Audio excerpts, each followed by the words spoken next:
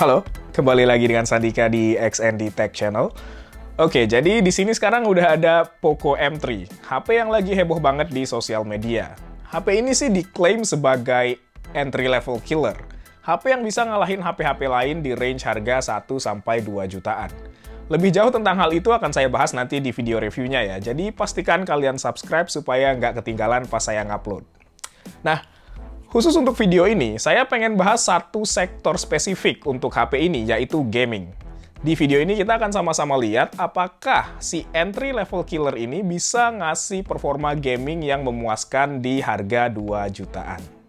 Unit yang saya pegang ini menggunakan Snapdragon 662 dan memiliki RAM 6GB, serta kapasitas penyimpanan 120GB. Semuanya itu ditopang pakai baterai badak 6000 mAh dan layar beresolusi Full HD+. Kita akan sama-sama ngeliat performa HP ini untuk 8 buah game berbeda. Tentunya game-game ini lagi populer banget sekarang. Ada trio maut PUBG Mobile, Free Fire, dan Mobile Legends. Terus ada juga Call of Duty Mobile, Asphalt 9, lalu ada game super berat Genshin Impact serta Black Desert Mobile, dan juga game yang baru-baru rilis yaitu Wild Rift. Sebelum ke performa gaming dan FPS-nya, mari kita lihat skor benchmark sintetisnya dulu.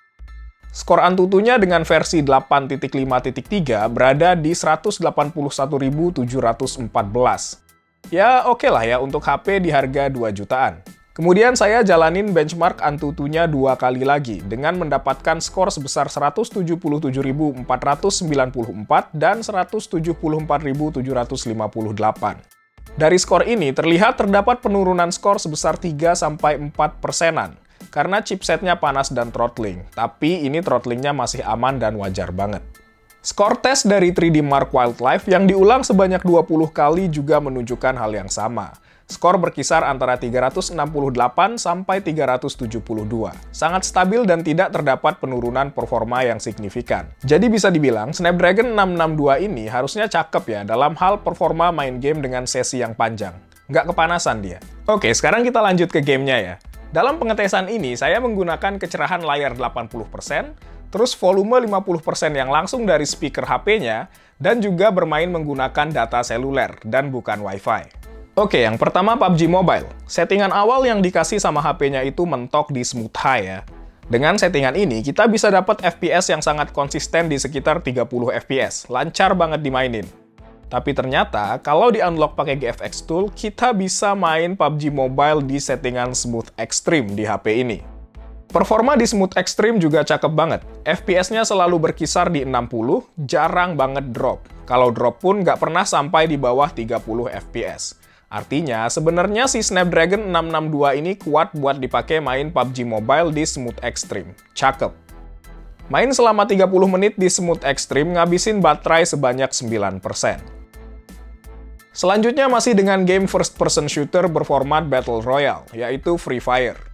Untuk Free Fire, settingan yang digunakan adalah di settingan default, yaitu Graphics Ultra, mode resolusi tinggi High dengan Shadow On, dan mode FPS tinggi High. Dengan settingan itu, di Free Fire kita bisa dapetin FPS yang lumayan stabil di sekitar 35-40 FPS. Enak kok secara keseluruhan untuk dimainin. Tapi kalau mau dapat FPS yang lebih tinggi lagi, bisa turunin settingan grafiknya. Dimainin selama 30 menit, Free Fire ngabisin baterai sebanyak 10%. Sekarang kita pindah ke game MOBA atau Multiplayer Online Battle Arena yang populer banget, yaitu Mobile Legends. Settingan yang saya gunakan di Mobile Legends adalah grafis high dengan mode HD dan mode high frame rate aktif. Settingan tersebut akan memberikan performa Mobile Legends yang konsisten banget di sekitar 60 FPS, lancar jaya lah pokoknya. Jadi, yang beli HP ini untuk main Mobile Legends, bisa tenang dan main gamenya dengan nyaman. Untuk Mobile Legends, main satu match sekitar 20 menit ngabisin sekitar 7% dari baterai HP ini. Lanjut, sekarang game first person shooter yang lagi populer juga yaitu Call of Duty Mobile atau CODM. Settingan di COD Mobile yang saya gunakan adalah settingan bawaan, yaitu kualitas grafik high dan frame rate high, dengan bloom dan efek bayangan aktif. Menggunakan settingan tersebut, FPS yang didapatkan berkisar antara 40-50 FPS ya. Kadang bisa lebih tinggi dari itu, tapi nggak stabil. Untuk dapat FPS yang lebih stabil, bisa turunkan settingannya. FPS-nya sebenarnya cukup, tapi kalau mau main secara lebih kompetitif mungkin agak susah. Bermain CODM selama 30 menit memakan baterai sebanyak 9%. Oke, bosen tembak-tembakan? Sekarang kita cobain salah satu game racing yang paling populer, yaitu Asphalt 9. Untuk Asphalt, saya menggunakan setting grafis di setting bawaan atau default. Asphalt ini merupakan game yang efeknya lumayan banyak dan rame. Jadi nggak heran, Poco M3 ini hanya bisa mendapatkan FPS di kisaran angka 25 FPS. Namun cukup stabil sih, tapi kadang sempat turun sampai di bawah 20 FPS. Tapi karena kontrol game ini menggunakan fitur touch drive, jadi dengan FPS segini juga menurut saya udah cukup nyaman dimainin. Tapi kalau mau lebih nyaman lagi, settingannya masih bisa diturunin lagi ya ke mode performa. 30 menit main Asphalt 9 ngabisin 8% baterai badaknya HP ini.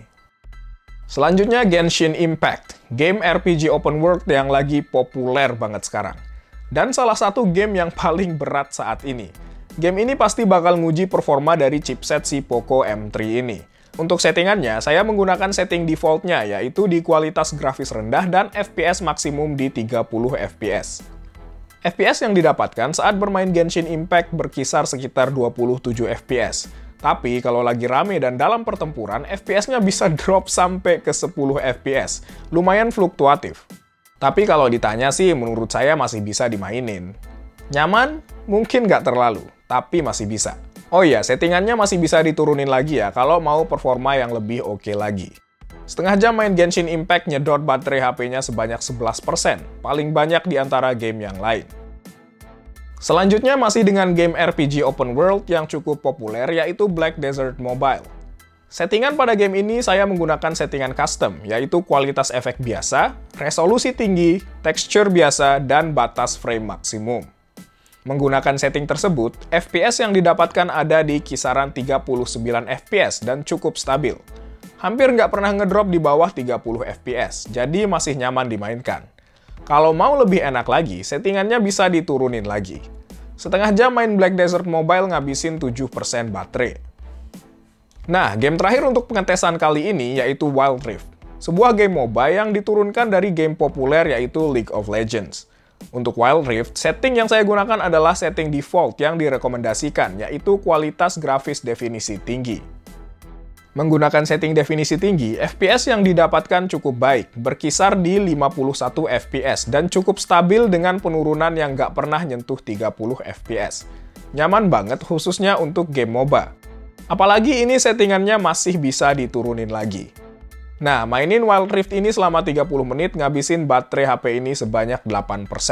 Nah, itu dia tadi performa si Poco M3 ini dengan Snapdragon 662-nya di 8 buah game yang sedang populer saat ini. Secara keseluruhan sih menurut saya performa gaming yang diberikan HP ini untuk harga 2 jutaan lumayan enak. Dan selama ngegame dia juga nggak terlalu panas, suhunya masih anget-anget aja di tangan, sama sekali nggak mengganggu. Terus, baterainya yang badak juga bisa ngasih sesi gaming yang lumayan lama sebelum perlu ngecas lagi. Hitung-hitung sambil istirahat atau makan.